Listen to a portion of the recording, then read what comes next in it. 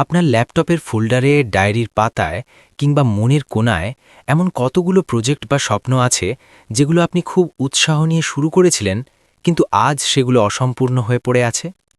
আমরা অনেকেই স্টার্টার বা শুরু করতে ওস্তাদ, কিন্তু খুব কম মানুষই ফিনিশার। আজ আমরা জানব সেই গোপন সূত্র, যা জানলে আপনার আইডিয়ার কবরস্থানে আর নতুন কোনো স্বপ্ন জমা হবে না। স্বাগতম জানাচ্ছি বুক এক্সপ্লোরারে। আমি বুলবুল।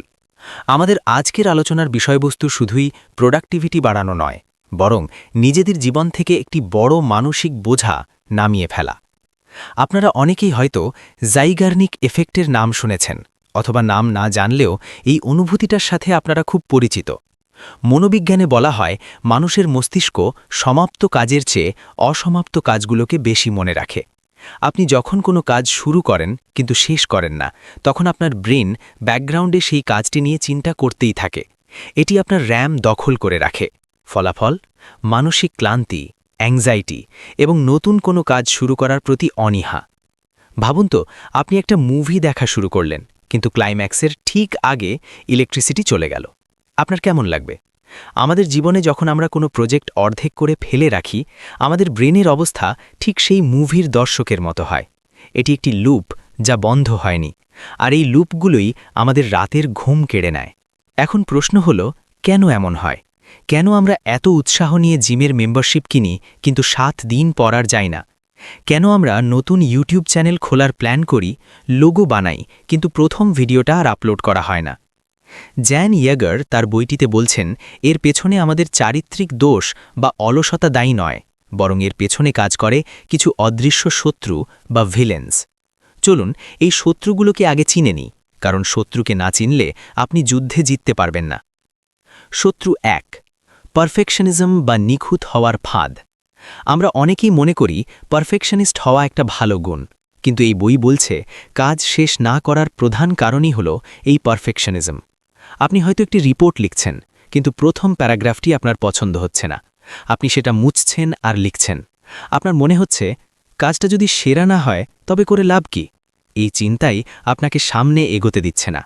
আপনি সেরা করতে গিয়ে শুরু বা শেষ কোনোটাই করতে পারছেন না। মনে রাখবেন, done is better than perfect, কিন্তু আমাদের ভেতরের পারফেকশনিস্ট সত্তা এটা মানতে চায় না। শত্রু 2, ব্যর্থতার ভয়, ফিয়ার অফ ফেইলিয়ার।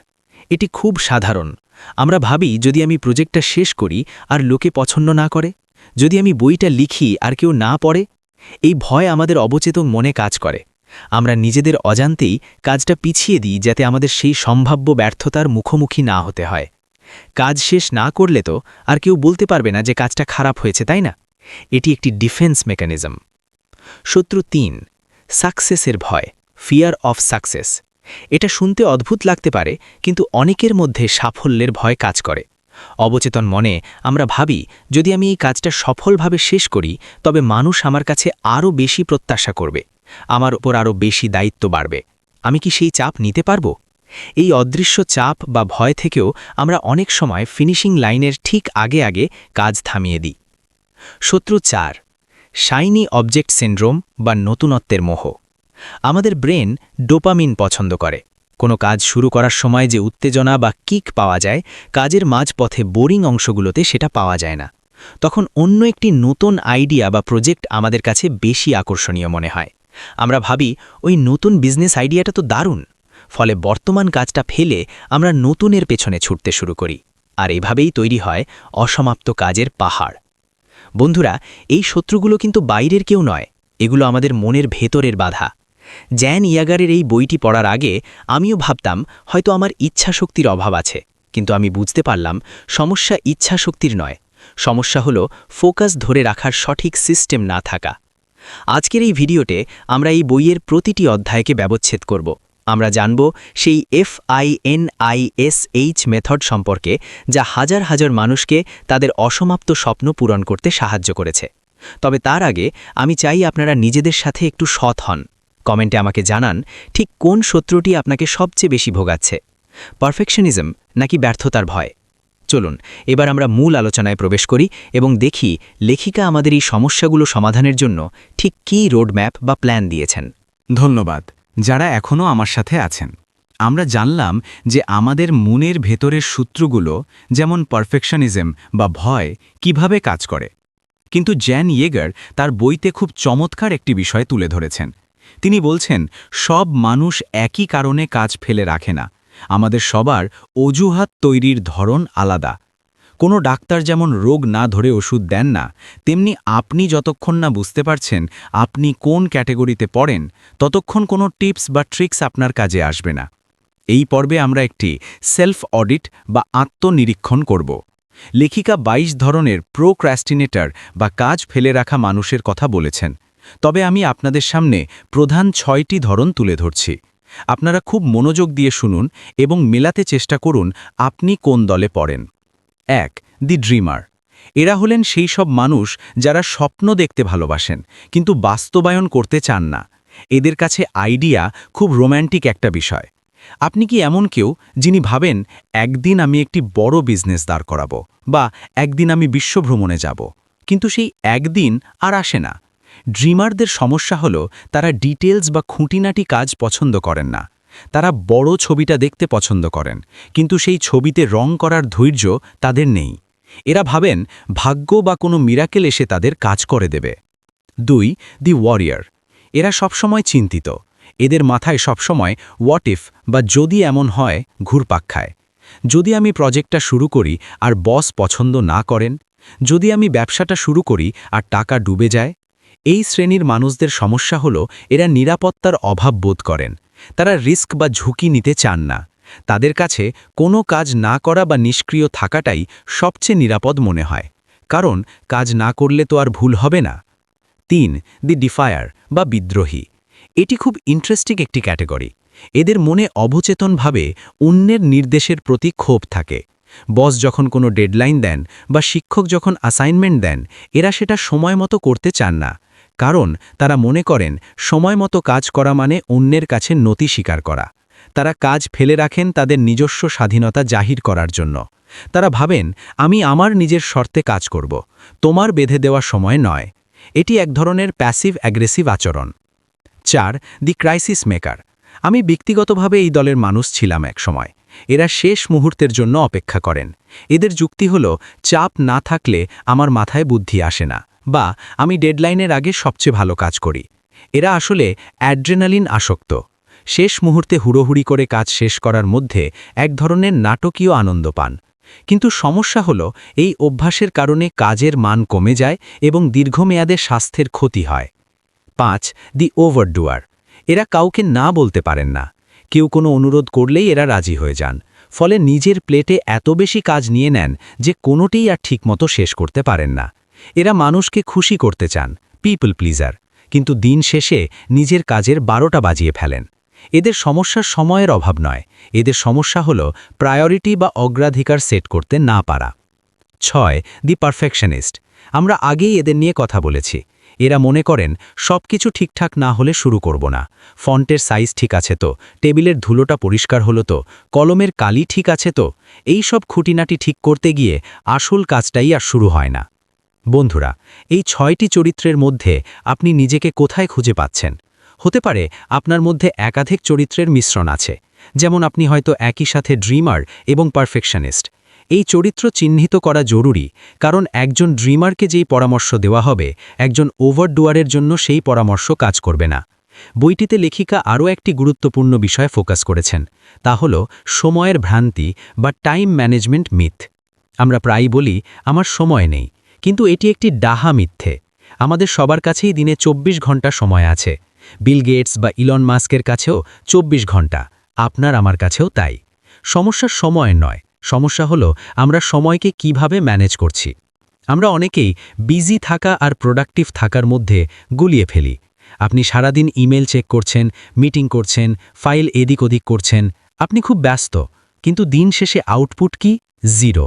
এটি হলো অ্যাক্টিভ প্রোক্রাস্টিনেশন। আপনি নিজেকে ব্যস্ত রাখছেন যাতে আসল কঠিন কাজটা করতে না হয়। লেখিকা বলছেন কাজ শেষ করার জন্য আমাদের সময় ম্যানেজ করার দরকার নেই, আমাদের এনার্জি এবং ফোকাস ম্যানেজ করার দরকার। এখন প্রশ্ন হলো এই চক্র থেকে বের হওয়ার উপায় কি? আমরা সমস্যা বুঝেছি, শত্রু চিনেছি এবং নিজেদের চরিত্রও বিশ্লেষণ করেছি। এখন আমাদের দরকার একটি সলিড অ্যাকশন প্ল্যান, এমন একটি রুট ম্যাপ যা আমাদের এই গোলধাঁধা থেকে বের করে আনবে।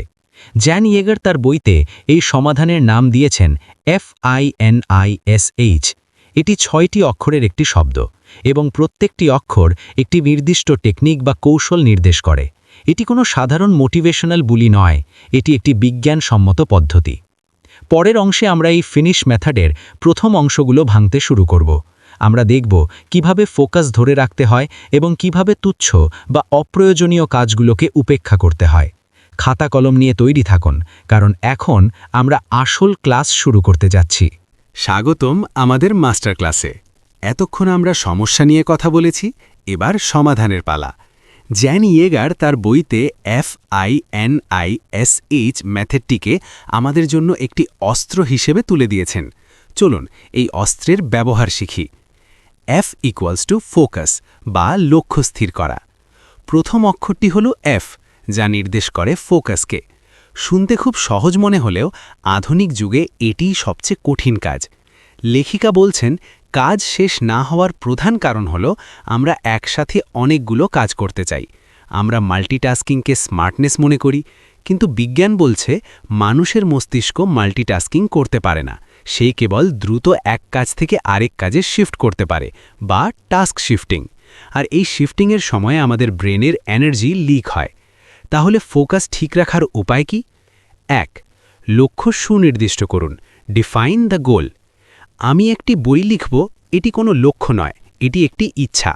লক্ষ্য হতে হবে এমন যে আমি আগামী 1 মাসে প্রতিদিন সকাল 7টা থেকে 8টা পর্যন্ত 1000 শব্দ লিখব। লক্ষ্য যত নির্দিষ্ট হবে, ফোকাস তত তীক্ষ্ণ হবে। লেখিকা বলছেন, আপনার লক্ষ্যকে এতটাই পরিষ্কার হতে হবে যেন আপনি চোখ বন্ধ করলেই সেটা দেখতে পান। 2. প্রায়োরিটি ম্যাট্রিক্স ব্যবহার করুন। আমাদের হাতে প্রতিদিন 10টা কাজ থাকে, কিন্তু সব কাজ সমান গুরুত্বপূর্ণ নয়। আপনি যদি দিন শুরু করেন ইমেল চেক করা বা সোশ্যাল মিডিয়া স্ক্রলিং দিয়ে, তবে আপনি আপনার দিনের সেরা এনার্জিটুকু তুচ্ছ কাজে খরচ করে ফেললেন। বইতে পরামর্শ দেওয়া হয়েছে, দিনের শুরুতে নিজেকে প্রশ্ন করুন, আজকে কোন একটি কাজ শেষ করতে পারলে আমি নিজেকে সফল মনে করব। সেই একটি কাজই আপনার ফোকাস, বাকি সব নয়েজ। 3. পরিবেশ নিয়ন্ত্রণ। ফোকাস কোনো জাদুর কাঠি নয়, এটি পরিবেশের ওপর নির্ভর করে। আপনি যদি এমন টেবিলে কাজ করতে বসেন যেখানে 10টা ফাইল ছড়ানো, মোবাইলটা চোখের সামনে নোটিফিকেশন ব্লিঙ্ক করছে, তবে আপনি ফোকাস করতে পারবেন না। জ্যান ইয়েগার বলছেন, ফোকাসের জন্য আপনাকে নির্মম হতে হবে। ফোন সাইলেন্ট করুন, অপ্রয়োজনীয় ট্যাব বন্ধ করুন, নিজেকে একটি ফোকাস বাবলের মধ্যে নিয়ে যান। I = ইগনোর বা উপেক্ষা করা। FINISH মেথডের দ্বিতীয় অক্ষর হল I, যা নির্দেশ করে ইগনোর বা উপেক্ষা করাকে। এটি আমার কাছে এই বইয়ের সবচেয়ে শক্তিশালী কনসেপ্ট মনে হয়েছে। আমরা সাধারণত শিখি কি করতে হবে বা টু ডু লিস্ট, কিন্তু আমরা শিখি না কি করতে হবে না বা নট টু ডু লিস্ট। কাজ শেষ করার জন্য আপনাকে কিছু বিষয়কে নির্মমভাবে না বলতে হবে। 1. ডিস্ট্রাকশনকে ইগনোর করা।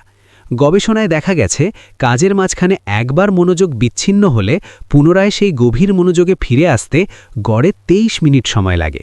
ভাবুন তো, দিনে যদি 5 বার আপনার ফোন বাজে, তবে আপনি কত ঘন্টা সময় হারাচ্ছেন? লেখিকা বলছেন, ডিস্ট্র্যাকশন আসবেই, কিন্তু সেটিকে পাত্তা না দেওয়াই হলো আসল স্কেল। যখন কাজের মাঝখানে মনে হবে একটু ফেসবুকটা চেক করি, তখন নিজেকে বলুন, না, আমি এখন এই কাজটা ইগনোর করব। 2. পারফেকশনিজমকে ইগনোর করা। প্রথম খসড়া বা ফার্স্ট ড্রাফট সবসময় জঘন্য হয়, এটা মেনে নিন। আর্নেস্ট হেমিংওয়ে বলেছিলেন, the first draft of anything is shit. কাজ করার সময় যদি আপনার মনে হয় লেখাটা ভালো হচ্ছে না বা ডিজাইনটা পারফেক্ট হচ্ছে না, সেই চিন্তাটাকে ইগনোর করুন। শুধু কাজটা শেষ করার দিকে মন দিন। এডিটিং পরে করা যাবে, কিন্তু শূন্য পেজে এডিট করা যায় না। 3. নেতিবাচক মানুষকে ইগনোর করা। আমাদের আশেপাশে এমন কিছু মানুষ থাকে যারা সব সময় বলে, তোকে দিয়ে হবে না বা এটা করে কী লাভ। এই ধরনের নেতিবাচক মন্তব্য আপনার কাজের গতি কমিয়ে দেয়। লেখিকা পরামর্শ দিয়েছেন, আপনার লক্ষ্যের পথে যারা বাধা বা নেতিবাচকতা ছড়ায়, তাদের সাময়িকভাবে ইগনোর করুন। তাদের সাথে আপনার প্ল্যান শেয়ার করার দরকার নেই। কাজ শেষ করে ফলাফল দিয়ে তাদের জবাব দিন। 4. শাইনি অবজেক্ট ইগনোর করা। আমরা আগেই বলেছি, কাজের মাঝপথে নতুন কোনো আইডিয়া মাথায় আসলে খুব লোভনীয় মনে হয়, তখন বর্তমান কাজটা বোরিং লাগে। এই পরিস্থিতি হ্যান্ডেল করার জন্য লেখিকা একটি দারুণ টিপস দিয়েছেন, আইডিয়া পার্কিং লট। যখনই নতুন কোনো আইডিয়া মাথায় আসবে, কাজ থামাবেন না, পাশে রাখা একটি নোটে সেটি লিখে রাখুন বা পার্ক করে রাখুন এবং নিজেকে বলুন, আমি এটা নিয়ে পরে ভাবব।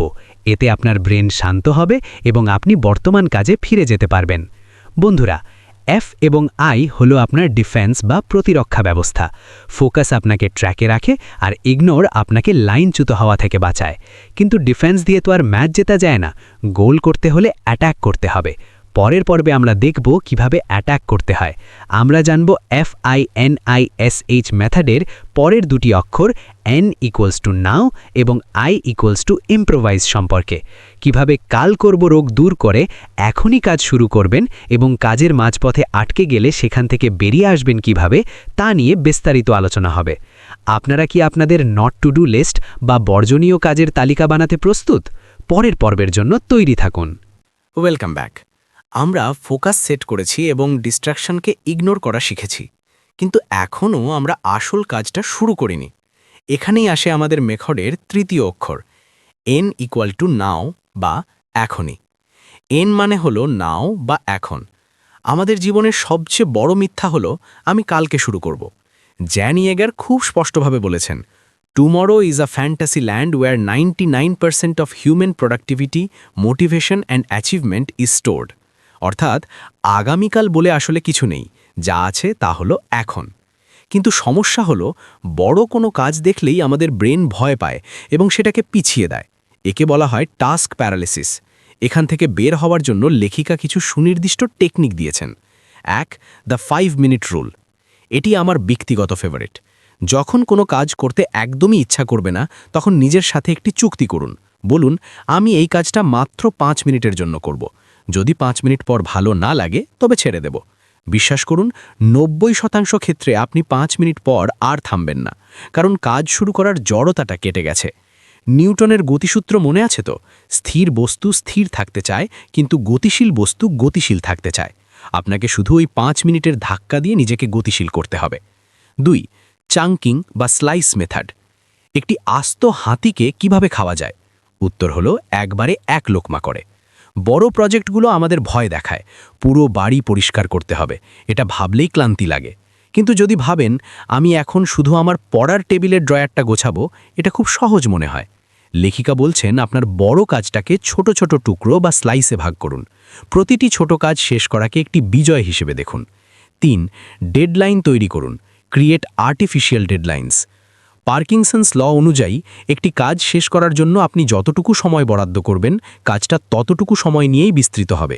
যদি বলেন কাজটা শেষ করতে 1 সপ্তাহ সময় আছে, তবে ওটা 1 সপ্তাহই লাগবে। কিন্তু যদি বলেন কালকের মধ্যে ড্রাফট শেষ করব, তবে দেখবেন বিস্ময়করভাবে ফোকাস বেড়ে গেছে। নিজেকে কিছুটা কৃত্রিম চাপের মধ্যে রাখুন। এখন ধরুন আপনি কাজ শুরু করলেন, 5 মিনিট রুল অ্যাপ্লাই করলেন, কাজ এগোচ্ছে। কিন্তু হঠাৎ মাঝপথে কোনো একটা সমস্যা হলো, ল্যাপটপ হ্যাং করলো, বা জরুরি কোনো রিসোর্স খুঁজে পাচ্ছেন না, বা ক্রিয়েটিভ ব্লক চলে আসলো। তখন কি করবেন? হাল ছেড়ে দেবেন?